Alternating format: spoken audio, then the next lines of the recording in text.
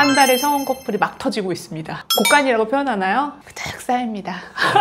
성수기인가요? 네. 우리 부모님 술만 마시면 주정 부리고 엄마를 막 때리거나 엄마를 함부로 대하고, 우리 아빠는 경제 능력이 없어서 난 유학도 가고 싶고 뭐도 하고 싶은데 경제적인 서포트가 1도 안 돼. 내가 오히려 도와줘야 돼. 그리고 우리 엄마 아빠는 말이 너무 거칠어서 내가 있는데도 불구하고 항상 싸워. 그럼 어떨까? 너무 싫잖아. 마음에는 눈이 없잖아. 마음이 막 지금 동요하고 너무 좋고 설레이고 그 사람 없으면 죽을 것 같고 천장에 그 사람 모습이 환하게 웃는 모습이 너무나 그런데 이성적으로 어떻게 생각해? 못하지. 그 당시엔 결혼하지 말아라.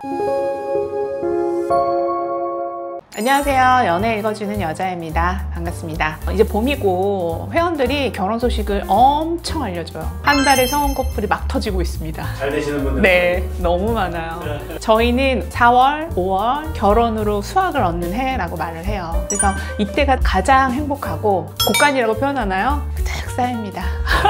성수기인가요? 네, 성원이 터지는 달이다 이렇게 생각하시면 될 것 같아요. 그래서 아직 싱글이거나 아직 뭐 좋은 사람을 못 만났다 하시는 분들이 문의도 굉장히 많이 주는 달이기도 하거든요. 원래 4월이나 5월은 사랑의 계절이라고 하잖아요. 또 가정의 달이기도 하고. 그래서 아직 싱글이라면 이 영상 보고 진짜 좋은 사람하고 연애해서 결혼했으면 좋겠어요. 근데 여성분들이 부쩍 상담을 많이 하시는데 이제 제 조카도 결혼을 이번에 했거든요. 네. 근데 정말 괜찮은 친구이다 보니까 또 괜찮은 사람을 알아볼 줄 알아서 서로 이렇게 결혼을 한 것 같아요. 너무 예쁘더라고요. 근데 이제 여자분들에게 저는 이런 얘기 좀 해주고 싶어. 진짜 좋은 남자 만나서 결혼하는 방법? 진짜 이 남자는 결혼을 무조건 해야 된다. 이런 유형의 남자들이 있긴 하죠. 여자들이 연애를 할 때 사실 이 남자가 너무 좋잖아? 콩깍지가 씌었다라고 하나? 그러면 좀 잘못 판단하는 경우도 있는 것 같아요.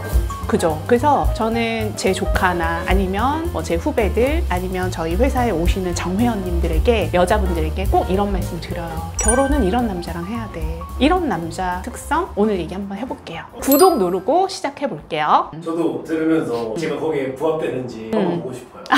저 뭐 뻔한 얘기 하려고 하는 거 아니에요. 성실하고 책임감 있고 돈 잘 벌고 집안 좋고 아버지 언어가 너무 훌륭해서 아들도 그 영향을 받아서, 또는 그 아버지가 엄마를 대하는 태도가 너무 따뜻하고 부드럽고 뭐 최고라서 그런 남자는 좋겠지. 근데 그런 환경에서 태어나지 않은 사람도 있을 수 있잖아. 근데 그걸 극복했느냐 하지 않았느냐도 중요한 포인트인 것 같아요. 그래서 저는 일단은 첫 번째는 결혼은 집안 대 집안의 결합이거든. 당사자를 보는 것도 중요한데 그 가정 환경도 보라는 거야. 원가족 반드시 필요하다. 이런 말씀 좀 드리고 싶어요. 결혼할 남자의 가족 구성 또는 여자의 원가족, 그런 환경을 좀 보면 좋지. 근데 환경이 안 좋은 건 내 탓은 아니잖아. 그죠? 환경이 좋지 않은 거에 대해서 막 비난하거나 내지는 내가 다운이 된다거나 그러지 말고, 사실 그걸 극복해서 이겨내는 거, 그 훈련이 되어 있는 사람이 좀 성숙한 인간인 것 같아. 나는 그런 사람이 오히려 결혼으로 갔을 때에는 항상 매번, 결혼이라는 게 그런 것 같아. 매번 내가 선택과 결정을 해야 되잖아. 이 남자랑 연애를 할까? 그것도 결정이야. 선택이고. 그리고 이 남자랑 좀 더 관계 발전을 할까? 하는 것도 내 선택이야. 그리고 그 남자를 결국 내가 선택을 해서 아이를 낳았어. 나의 선택에 의해서. 그러면 그 아이가 태어났을 때 내가 와이프감으로 또는 남편감으로 이런 게 아니라 부모로서도 괜찮은 사람인 건지를 보라는 거지. 아이가 태어났을 때 나는 엄마가 되는 거고, 그리고 아빠가 되는 거잖아. 아빠가 됐을 때 이 아이가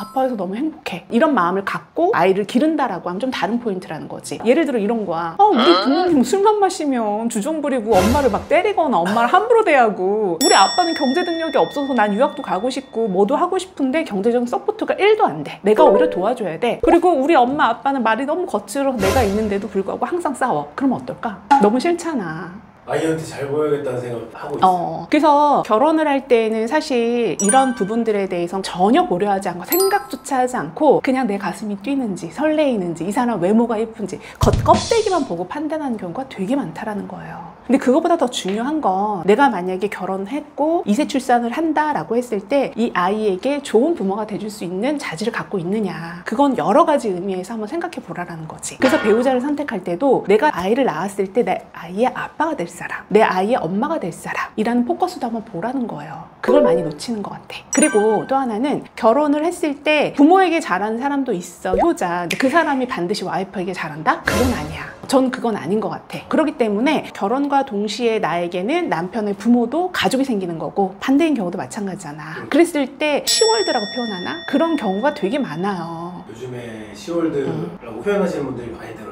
숫자 들어가는 건 아예 싫어하는 여자들도 많다고 하잖아. 시금치도 안 먹거든. 나는 그거는 조금 잘못된 결혼을 처음에 선택하지 않았나라는 생각을 좀 해요. 왜냐하면 결혼하기 전에는 내 시어머니가 될 사람, 장모님이 될 사람에 대한 부분도 많이 노크를 좀 해보라는 거지. 결혼 당일에만 보는 경우도 있고, 또는 그 집의 환경이 좋지 않아서 의도적으로 내가 집에 오는 것 자체를 좀 꺼려하는 남자들도 있고 여자들도 있어. 근데 저는 그 부분에 대해서 오픈해서 보여줘야 된다라고 생각하거든. 그잖아. 내 와이프가 될 사람, 내 남편이 될 사람이 어떤 가정 환경에서 자랐는지, 어떤 문화에서 자랐는지, 어떤 부모로부터 어떤 혜택을 받고 자랐는지, 그 가치관에 대해서는 눈으로 보고 확인하지 않으면 알 수 없거든요. 맞아요.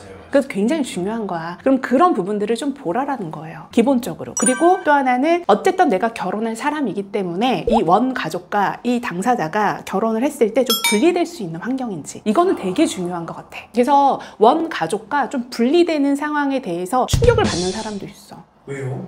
우리 부모님한테 나는 잘 보여야 경제적으로 계속 도움 받을 수 있고, 이런 마인드를 가진 사람들이 의외로 많다라는 거예요. 아직도 경제적으로나 정서적으로 부모로부터 독립 못한 어른 아이가 굉장히 많아요. 이런 사람과 내가 미래를 올인해서 결혼하겠다라고 생각하는 것도 굉장히 아찔한 거 아니에요? 배우자가 만약에 집안으로부터 독립을 못했다라고 하면 엄청 피곤할 것 같아요. 피곤하죠. 그리고 매사 어떤 결정을 할 때 남편과 와이프가 합리적인 선택을 하면 되는 건데, 결정을 하면 되는데, 이 부분을 부모님하고 한다는 거지.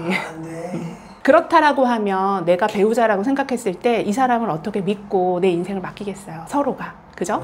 그게 가장 신뢰인 것 같아. 결혼과 동시에는 원 부모와 독립을 해야 돼요. 경제적으로나 정서적으로. 이게 완벽하게 될 수 있는 사람인지를 노크를 해서 반드시 체크해라. 이런 말씀을 좀 드리고 싶습니다. 그리고 또 하나는 이 사람의 어떤 단점이 보였을 때 어느 정도 내가 극복 가능한지 여부를 좀 봤으면 좋겠어. 모든 사람은 장단점이 분명하게 있기 때문에 다 좋은데 경제 활동이 조금 나보다 안 좋아. 그래도 결혼할 수는 있거든요. 그러면 그 부분을 내가 극복할 수 있는지를 한번 체크해 보라라는 거지. 결혼하고 나서도 그 부분이 내가 불만 불평 없이 쭉 이어질 수 있는지를 보라라는 거야. 근데 아닐 것 같아. 계속 불만 쌓일 것 같고, 나중에는 그 무능력함 때문에 내가 지쳐갈 것 같아. 처음에는 그 사람의 따뜻함이 좋아서 결혼을 했는데 결국은 그 따뜻함이 무능력 때문에 안 되겠네, 묻혀버린다라고 하면 이혼의 사유가 될 수도 있는 거거든요. 그래서 그 부분에 대해서도 내가 나의 결정이 옳은 건지 본인이 객관적으로 좀 이성적으로 생각해 봐야 된다고 생각해. 근데 사람은 누구나 그렇거든. 마음에는 눈이 없잖아. 마음이 막 지금 동요하고 너무 좋고 설레이고, 그 사람 없으면 죽을 것 같고, 천장에 그 사람 모습이 환하게 웃는 모습이 너무나 그런데 이성적으로 어떻게 생각해? 못하지. 그래서 그럴 때 결혼하면 안 된다, 이런 말씀을 드리는 거예요. 결혼할 사람은 그 도파민이 분배되는 그 시기를 지나서도 충분히 그 사람과 대화가 되고 이성적인 얘기가 되고, 또 그 사람의 단점이 보였을 때 내가 극복할 수 있는지 여부는 그 도파민이 끝난 이후에도 가능한지를 봐야 돼. 그래서 첫 번째도 두 번째도 중요한 건 뭐냐면, 좋은 사람을 만나는 것도 중요한데 내가 올바른 사람이지, 내가 정서적으로 경제적으로 좀 독립돼서 중심이 있고 뼈대가 있는 사람인지를 봐야 된다는 거야. 그래서 제일 중요한 게 뭐냐면, 이런 단어를 좀 써서 그런데 좀 주제를 파악해야 돼.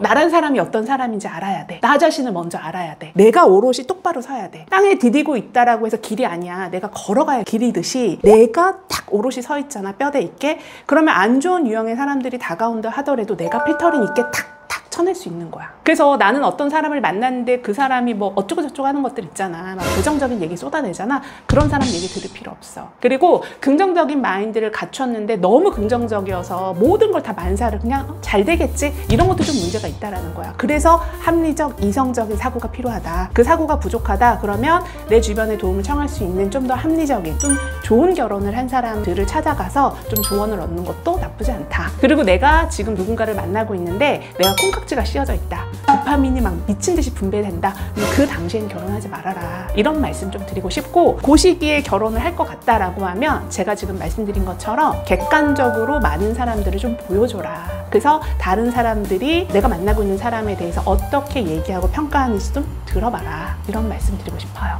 그렇다라고 하면 행복한 결혼을 할 수 있지 않나, 이런 생각을 해봅니다. 그래서 오늘 제 영상이 도움이 됐다면 좋아요, 구독 부탁드릴게요. 감사합니다.